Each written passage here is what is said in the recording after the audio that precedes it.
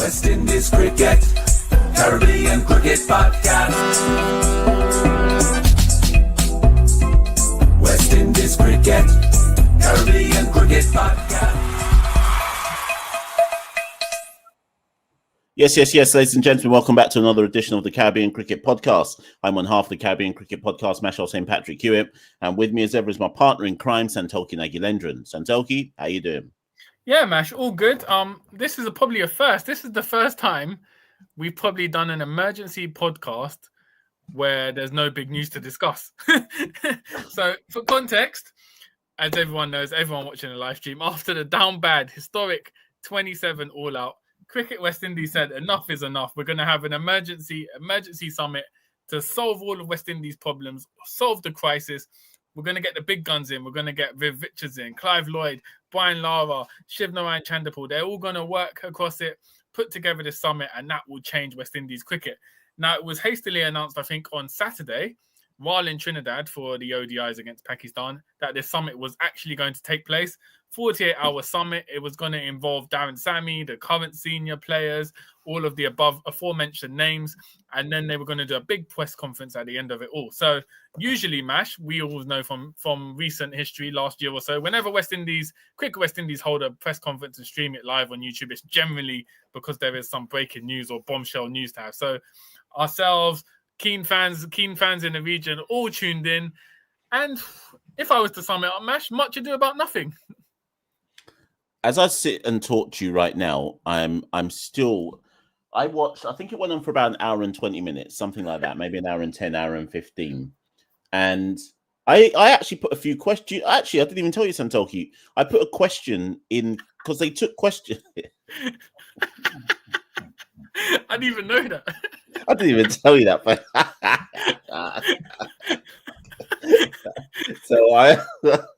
so the thing is, Cricket West Indies, and the thing is, in fact, before we even get into it, Santokie, let's discuss this part. Where do you stand on them live streaming it and taking questions from people in the live chat? Where do you stand on that? That was a madness. I don't know if you know how you have like these Twitch streamers or whatever, and they I don't know if they were trying to jump on that bandwagon because we know cricket fan base in general, right? Or just it's always going to be a madness to accept general comments from the public, but then it's also like, how serious is this press conference if you're just taking questions for every man that's going? So I kind of get what they were trying to do, make it transparent, anyone can ask a question, but I do feel like that type of press conference, you should limit it to like essentially media, right, to cover it. So it was a strange thing to do. I can see why they did it, but I don't know. Were there many even beneficial questions coming from the public in the live chat? But Santokie, because it was a live YouTube chat like we've got right now, where people can put whatever. There were some people were trolling in the. Wait, hold on, man like Chris is saying you got called out by a Bascom fan. What's happening? Yeah, I haven't even told you I haven't even told you the story yet. I'm getting to that part. I'm getting to that part of the story. But some people were trolling in it and like just talking nonsense. You had people like Blair Boyd that, I don't know if you see his comments sometimes under our stuff where like he'll write, I don't know, 10,000 words without a full stop or capital letters, right? So you had people like him saying stuff in there. You had some people talking as if they thought that they were going in a back and forth with Cricket West Indies. You had random people just saying sack Sammy. I want to see his coaching credentials, and then you had actual journalists asking questions. It was an absolute madness. And I did, to be honest, I didn't watch the whole press conference. Like I said, it's an hour and 20. I watched about 20-30 minutes of it. For me, what summed it up was one journalist, obviously it was a Trini journalist, asked, what are the main issues with West Indies cricket, right? So this, for me, that's the main question, right? Because you've had this summit to address the main question. Boy, when I say every man on that panel was looking at each other like, who's going to answer this? And then finally, Chris Derwin stepped up and he talked about facilities or something. But for me, that sort of summed it up, because surely that would have been a question, that was coming, right? That was the whole point of the summit. So why was everyone stumbling out here to get an answer? And in the end, it wasn't something that we didn't know already. We know there's an issue with facilities, but it just felt like, I don't know, it felt very performative, Mash. It felt like we're going to do this to act as if we're doing something. But at the same time, I couldn't didn't finish that meeting knowing exactly what the response. What's the plan now? Like, what are we gonna do now? There was no sort of next step. Do you think it was that classic thing in business where you how's it go? Oversell and then under deliver? Was it like, do you know what I mean? Like they would have been better off saying we're gonna have a summit and we're gonna, like, put it this way, I would have preferred if they had this summit and then had the massive write-up from the summit clearly saying, and the actual now going to be taken are XYZ, and they just put it out there, and who wants to read it reads it, and who doesn't want to read it doesn't read it, right? But once you put yourself in this forum, and I like I say, go back to that point I made to you about 5 minutes ago, on one hand I applaud them for trying to be transparent, because I think that's what they believe they're doing, and on one hand I applaud that, because God knows we've had enough iterations of West Indies Cricket Board in the past where the transparency is non-existent, right? So on one hand, I agree with it. On the other hand, you open yourself up to more critique the more transparent you are. So for me, I was like, most people aren't going to be able to sit through an hour and 20 unless you've got time on your hands or you're out here. You're not going to watch hour and 20s of that press conference when it's not really to do about much. So for me, a press release afterwards, just summarizing would have done it, would have made more sense. And for me, I think they did hype it up, Mash, because obviously, one, you're calling it emergency summit, so you're thinking, right, everything's happening. But then I was also thinking, hold on, how are you going to fix all of West Indies' problems in 48 hours? It didn't make any sense in the first place. And then two, about an hour before the summit took place, they dropped the pictures where Sammy was looking like he was asking 100 questions. Every man was looking stressed in his room, like, you know, them war cabinet rooms. The pictures look like man were getting pressured. Yeah, it looked like man were getting pressured. There were no smiling in there, no jokes, nothing. So I was thinking, Rob, serious things must happen here. And then it all just felt a bit deflating. I left thinking, what was the point of that? What are we trying to do here? But I get what you're saying. Did you get as far in the press conference to the point when Lara left? No, he left. I watched about 40 minutes. So hold on. You're going to need to give me the context here. So the last bit I saw was... I just told you that. So what happened was someone was talking. I can't remember who. And like it was on my... because I was watching on my phone because I was doing something on my laptop. And then the next time I looked at my phone, Lara's seat was empty. He just ducked out, cuz. Saying Lara sacked from the committee during the press conference. Now, obviously, they said the man had personal reasons why he had to leave. But if you watch it, if you go back and watch it from the beginning, he looked like the body language was nuts. Like he looked like he didn't even want to be there to begin with, and then he ducks out halfway through. I've sent you the pictures of Clive looking like he's about to fall asleep during the meeting. Well, you know what? Let's before we get into what happened with you and Bascom or what your question was. Yeah, I think we need to address that, man. Clive Lloyd, respect, obviously one of the all-time greats, fam. Clive Lloyd was born during World War II, right? He's turning 81 years old. What are we expecting? Wait, Clive did you say World War II? What did you just say? He was born during World War II, 1944. Allow me in it. Allow me. So for those historians in the chat, World War II was a long time ago, right? So Clive Lloyd is turning 81 years old. So I respect what Clive Lloyd's done. This isn't a disrespect to Clive Lloyd. But in no other profession, business, way of life are you getting an 81-year-old to work. What are you doing? You're making man work. Is he filling in hours completed at 81 years old? 81 years old. Alex Ferguson, they pay him a salary at Man United just because he's Alex Ferguson. We're saying to Clive Lloyd, we'll pay you a salary, but you got to work 36 hours a week out here. Allow me. What are we doing, fam? What are we doing? 81-year-old, that was a madness. I'm just thinking, what? Not even... I think he can have good ideas because obviously cricket is cricket, but just from a humanitarian perspective, why is it 81-year-old? Man said humanitarian. Allow me.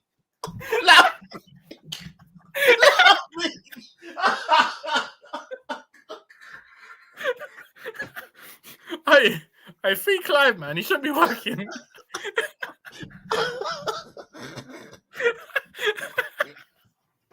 I lock off the stream.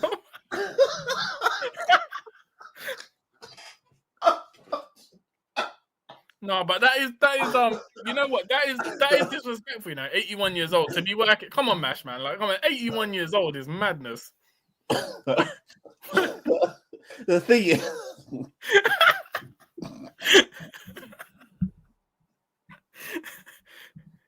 no, because people will say that we're not taking this seriously, so we need to. I can't. I need to pattern up. If I'm seeing an 81-year-old at a big press conference, I can't take it seriously, man. There's no at your work. Are you getting 81-year-olds at your work? It doesn't make any sense. And obviously, he might have chosen to do that, but I just think that what's that going to help in 2025? It just didn't make any sense to me. I think if I go back to Summers, so Clive was so at one point. So at one point, Clive was talking about we need more help from the ICC, right?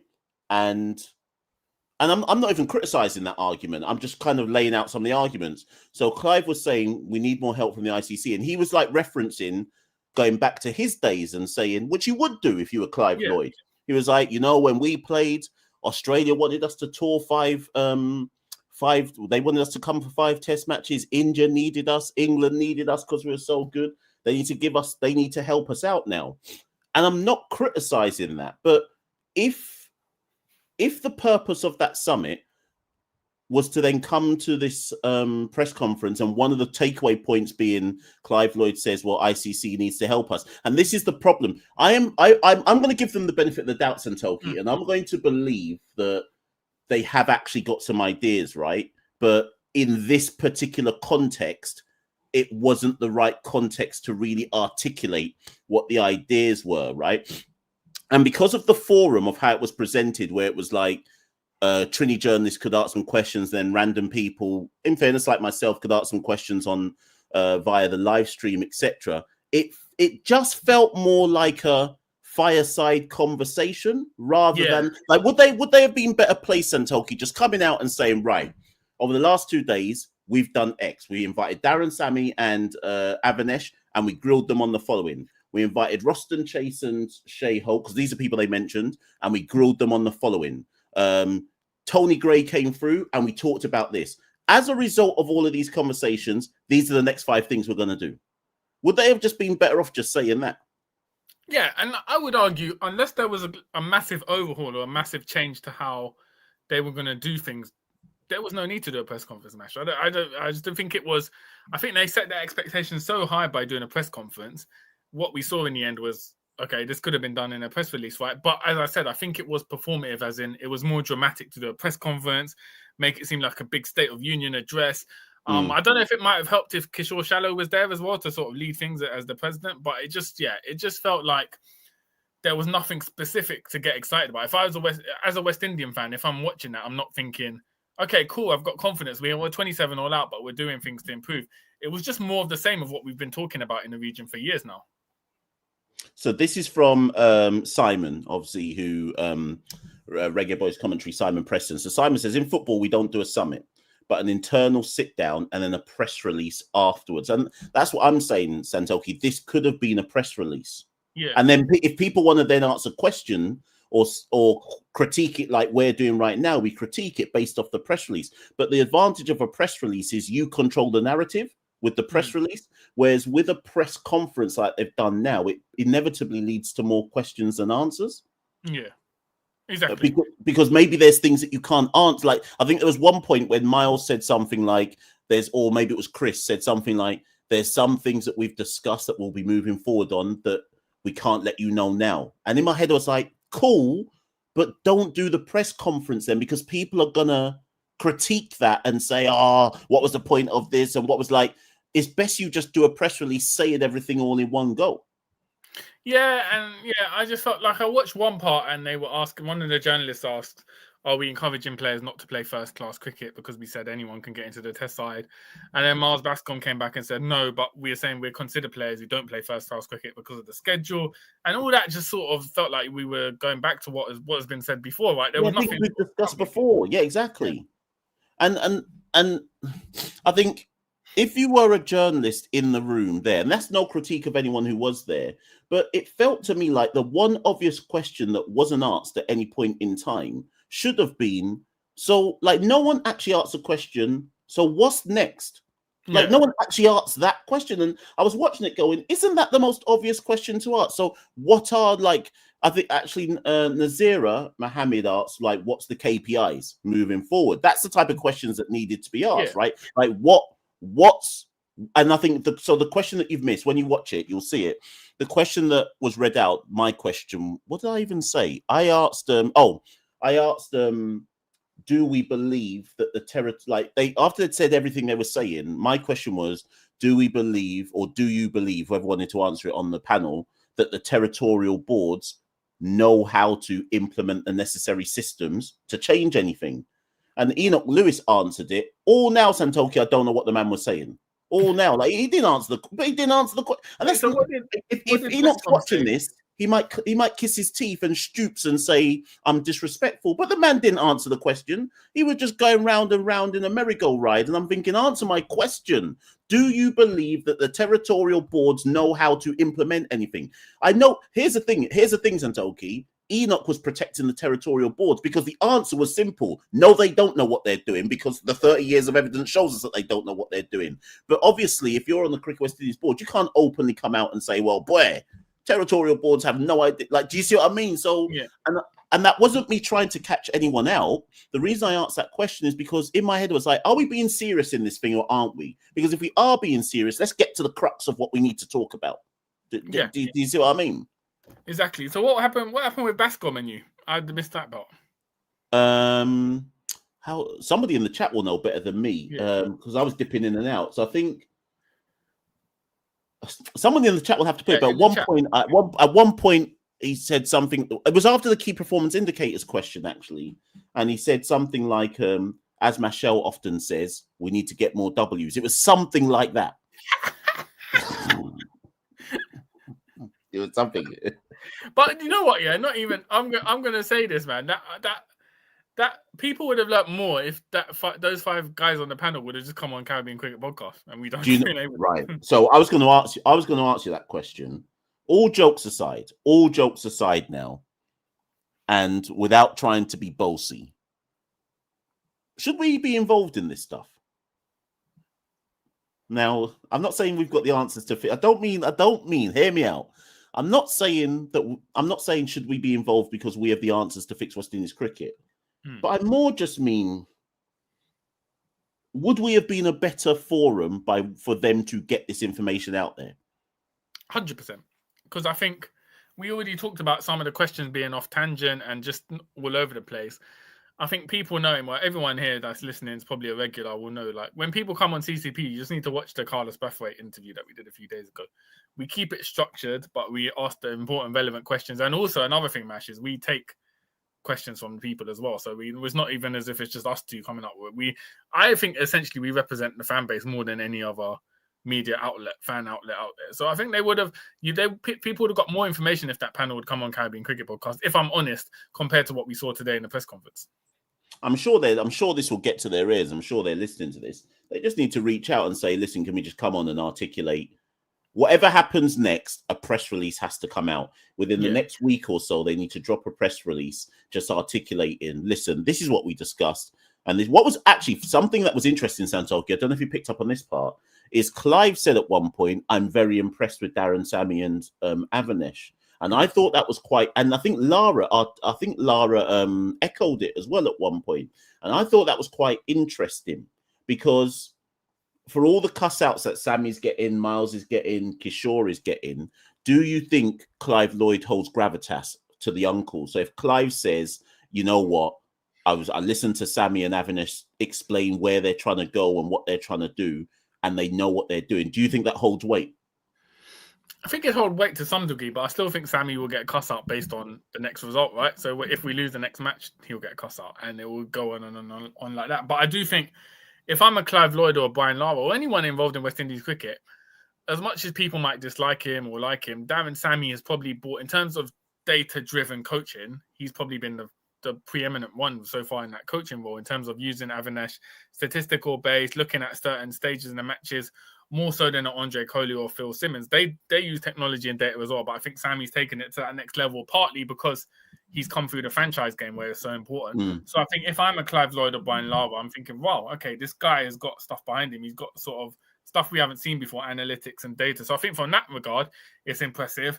But as much as you can impress people sort of with what you do behind the scenes, Mash, at the end of the day, it's the fans and the results matter. Yeah, it's results all that matter. So I think regardless, Sammy's still going to get a cuss out, especially if we lose the last ODI to Pakistan tomorrow. Kira says, that conference left me with more questions than answers. Too many excuses and no solutions. I'm really worried about the stage of West Indies. I hear Kira. I can't critique Kira for having that response, which is why, again, I stress I think they just need to follow this up with a report, just saying, right, bullet points. We discuss X, Y, Z. Actions are X, Y, Z. I think they have to. The longer they leave it, the more people will cuss and do kind of like clickbait type reaction shows to say, so what was really the point of all of that, and so on and so forth. I think will be slightly different because I think our show, whilst laughing about stuff, is still willing to give the benefit of the doubt and say, well, you just come out with a report. Whereas I think others, if you've already got a narrative or an agenda which says that Cricket West Indies is a waste of space, Kishore's a waste of space, Miles is a waste of space, Sammy's a waste of space, then you'll use this to further the narrative. Yeah, I also think it's almost an impossible job for these guys, right? Because Lava did say at one point in the press conference, back in the day or up until the early 2000s, cricket was a skills-based sport, as in the team that had players with more talent, more skills did well, which is why West Indies did well. He said now we're at a point where the gap of inequality is so high. With West Indies, we're never going to have the facilities or ways to sort of catch up with people. So, and with all these things about Test cricket being divided into two divisions, these guys, the Cricket West Indies stakeholders, are basically having to deal with. This is almost like a last stand, right, Mash, of West Indies cricket, right? So this is unprecedented. So there's no template for how you sort of deal and solve these problems because in cricket, the inequality have never been so high. And TKR supporter, let's read what he says. I think Lava's response was more in relation to technology and when they talk about other countries having already moved ahead. Yeah. So I think in terms of Sammy's, I wouldn't say Sammy's an innovator in terms of global cricket, but he's replicated what he's seen in franchise cricket. And in West Indies, we haven't seen that before. But I just think, Mash, it's going to be, we've said it numerous times. We lost count probably every single podcast we mentioned it. There's no quick fix for this, right? The hole's getting bigger and bigger, West Indies cricket. So I don't know what the solution is. You don't know what the solution is. There's a whole host of problems. There are certain steps you can take to try and minimize the problems, but I don't know how you solve the problem of West Indies cricket at the moment. And that's got to be the big concern for Cricket West Indies, because as much as we got Sammy in, we got Avanesh in, we got, Brandon King, Shea Hope, Roston Chase back into the test side. We then went on to get 27 all out, right? And that sort of sums it up. Just when you take small steps, there's always something lurking ahead, which takes us to a new low. So it is a concerning time. If I'm honest, all jokes aside, it is a concerning time to be a West Indies cricket fan, just because we've never seen our cricket at such a low before. And there's no light at the end of the tunnel. I can't see how we sort of get out of this rut at the moment. I do just want to, before we wrap up, because Santokie and I agree that this was only ever going to be a little quick one, the reason it's a quick one is because, well, there's nothing really to, nothing really to talk about. But one thing I would say, Santokie, is I think I've made this point before, but I think it bears repeating again. When people cuss Cricket West Indies, whether there is a rationale to do so or not, they always, when people use the terminology, Cricket West Indies aren't doing X, they always mean it in relation to individuals. So they'll be like Cricket West Indies, and they mean Kishore Shallow and Miles Bascombe. Cricket West Indies is made up of 6 territorial boards. And when I was watching the press conference today, and I think I put it in the live chat, all that kept going through my head was, each territorial board needs to be doing this press conference, because it's too easy to hide under this is Cricket West Indies' fault. But Cricket West Indies isn't 2 people, in the same way how the West Indies team isn't just Darren Sammy, right? So if we're being serious about this, in Trinidad, Basaraf and all of his committee need to do a press conference like this. And then all the 20 journalists need to hold him over the coalface and say, what about this? What about that? What about this? Similarly, in Barbados, when they get their new president, he needs to have a press conference, and the Bayesian journalists need to hold them over a coalface. It's too easy to say, what is Cricket West Indies? It's not 2 men. It's the territorial boards. And I just believe that journalists in their respective nations do not hold their cricket administrators to account. So it's always easy to say, oh, it's them two. It's them two. And that's not me trying to defend Shallow and Bascom. If they need to be cussed, they need to be cussed. But the entity that is Cricket West Indies is not two people. And I still believe that any fix to West Indies cricket first has to start at the it has to start at the territorial level. There's only so much you can do top down. That's like I'm not an economist, but like it's like those people. Anyone who's an economist in the chat, apologies if I butcher what I'm about to say, but it's like the notion of trickle down economics, right? Where they're like, if we just let the billionaires come in, the money will trickle down eventually to poor people. It don't work like that. Yeah, trickle down doesn't work. So you have to start from the grassroots up, and that lies with the territories. Yeah, I agree. I don't know what happens on radio or TV in the Caribbean, specifically of cricket, but myself and you, when we go through local newspapers, you'll see stuff about West Indies cricket, but you'll rarely see what's going on at the GCB in Guyana or the, as you said, Basaraf in Trinidad. There's no real scrutiny or coverage of local cricket, and that's what essentially creates West Indies cricket, right? West Indies cricket is meant to be the end product of all the development below. So if we're not scrutinizing or looking at what's happening below, it's easy to blame Cricket West Indies, but it goes wider than that, Mash. And I think that's a longer term issue as well we have in the region. Benny says the problem is we have reporters, not journalists. Well, boy, listen, I'm not answering that because people getting their feelings about it. Listen, final comment I'm going to say to Rods. Rod says, and Rod, so I put this in the chat, funnily enough, but in fairness, I put it in the chat and directed it to Kishore Shallow, and then realized after I put in the chat that Kishore wasn't even there or wasn't on the panel. But obviously, Don Webby, Senator Don Webby, former CEO of Grace Kennedy, passed away recently, and obviously he did a massive report into governance and structural change in Cricket West Indies. So the question that I put into the chat was, now that he's passed, what is our reflections on the governance reforms that we've done and what needs to be done? Because I thought that was a really good topic to bring up in a forum like this. And then I realized Kishore wasn't even there, so no one could answer it anyway. But I guess just the reason I've put this question up, Santokie, is it's just another kind of addendum to what we've just said, in that it's another thing that we've discussed for years upon years upon years. How much can you really change without governance change? So exactly. We can have another summit, we can have another emergency summit. But if we had another emergency summit in a year from now, Santokie, we'd still be talking about the same things, you know. Exactly. So we wait to see. Never a dull day in West Indies cricket match. As you said, this is one of the rare times where, you know, there was no bombshell drop, no major news, which is why we'll probably do a quick episode. We wait to see what the written press release says, and more importantly, what are the next stages? We've done the press conference. What are we going to do now to actually enforce some sort of change? And, you know, open invite. We know Cricket West Indies regularly listen to this podcast. So if anyone, Bascom, Shallow, Chris Daring, Brian Lara, Clive Lloyd, any of you guys want to come on the podcast, feel free to come on and talk more in detail about your ideas and visions for West Indies cricket. But Mash, we said we'll keep it to half an hour, so we'll try and do that. Like, comment, share, subscribe. Obviously, follow us on Instagram, patreon.com/carrycricket. It's important. We're on Facebook as well. And X, I think we're about 20 away from 20,000 followers on X. So let your friends know, let your family know. Follow us on X. Help us get to that landmark. Mash, final word over to you. Yeah, I thought it was a good point that you just mentioned, X people. Hopefully before we wake up tomorrow morning, God willing, that we've reached 20K on X, formerly known as Twitter. So do follow us on all the socials, like, share, and subscribe on your way out. Hit that notification bell, etc. And lastly, actually, let me just re-plug Patreon, because we have made some changes to Patreon. We've added 2 additional tiers to Patreon now. So you can either do £2, £5, £10.